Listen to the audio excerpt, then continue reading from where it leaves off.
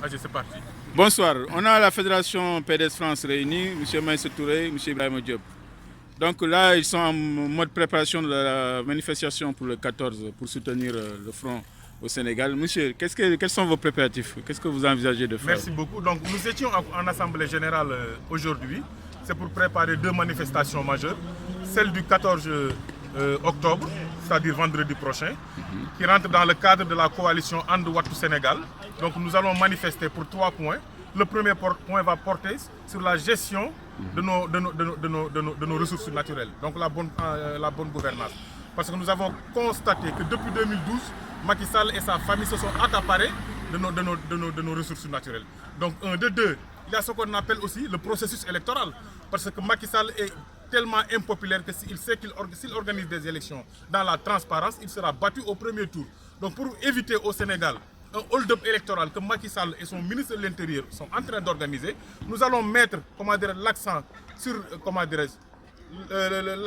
l'accent sur l'opinion internationale et nationale, sensibiliser les Sénégalais pour leur faire savoir que Macky Sall ne compte que sur la fraude pour gagner des élections. Parce qu'il sait qu'en organisant des élections dans les règles de l'art, Karim Wade sortirait d'ailleurs premier au premier tour. Et si Karim Wade sort premier au premier tour, on va poser la problématique de la gestion de nos ressources naturelles sur la table. Et si on pose ça sur la table, le premier qui va croupir en prison, c'est le frère du président Aliou Sall. Et la conséquence de l'emprisonnement de Aliou Sall, c'est les décrets qui lui ont conféré certains pouvoirs pour la gestion de nos ressources naturelles et lesquels décrets ont été pris en toute connaissance de cause par le président de la République qui est un complice, le premier complice de Aliou Sall. Donc nous allons marcher aussi pour les libertés fondamentales. Parce que ce qui est grave, c'est qu'on a constaté que depuis que l'opposition a voulu organiser cette manifestation, le mot d'ordre qui prévaut dans la presse, est-ce que la manifestation sera autorisée? Mais dans quel pays sommes-nous? Nous ne sommes pas dans un régime de demande d'autorisation, mais nous sommes dans un régime de déclaration. La Constitution est claire là-dessus. Le Sénégal, aucun Sénégalais n'a besoin d'autorisation pour manifester. Et qui est le préfet? Est-ce qu'un arrêté préfectoral est en dessus de la Constitution est l'ordonnancement juridique suprême. Donc pour la manifestation du vendredi, nous lançons un appel à tous les Sénégalais de la diaspora. Parce qu'il ne s'agit même pas de partis politiques.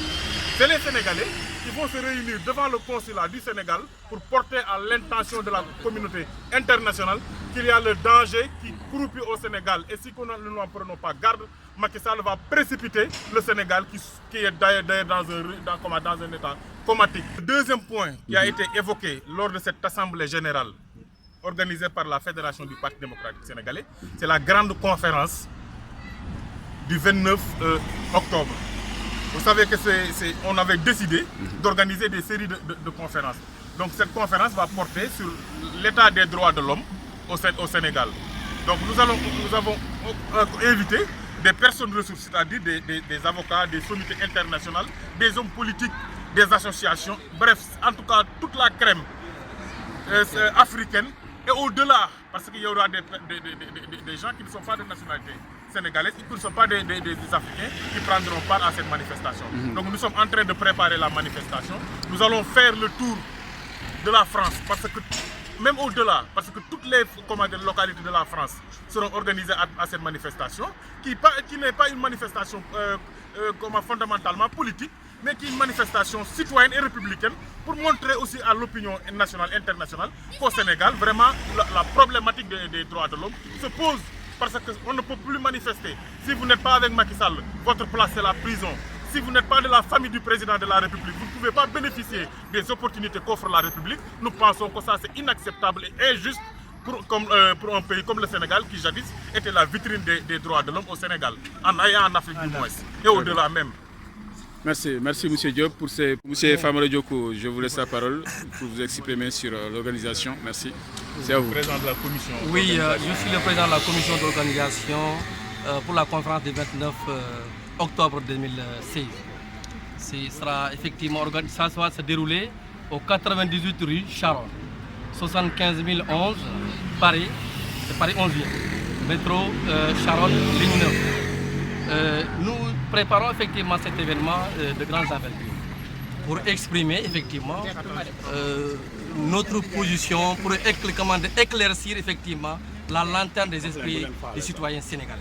Parce que le peuple est longtemps resté soumis à l'autorité pesante de la dictature de Macky Sall, que nous sommes effectivement prêts à éviter des professionnels de droit qu'ils puissent effectivement exprimer et apporter des éclaircissements par rapport à ça. Et nous demandons à tous citoyens, de près comme de loin, de venir effectivement se joindre à nous ensemble pour défendre effectivement l'intérêt général des Sénégalais de l'intérieur comme de l'extérieur. Et pour le 14 également, en face du consulat du Sénégal, devant le consulat du Sénégal à Paris. Et ceci également exprime, est synonyme de dénonciation, de calomnieuse, de l'intoxication et de la manipulation, de la manœuvre politique et politicienne du gouvernement de Macky Sall. Un régime dictatorial qui a confié tous les biens à sa famille, à son frère, tous les biens de nos ressources naturelles, à son petit frère, que les Sénégalais effectivement sont prêts à manifester la vérité par rapport à ça. Très bien. Merci. Très bien. Merci. Je vous remercie, M. Diokou.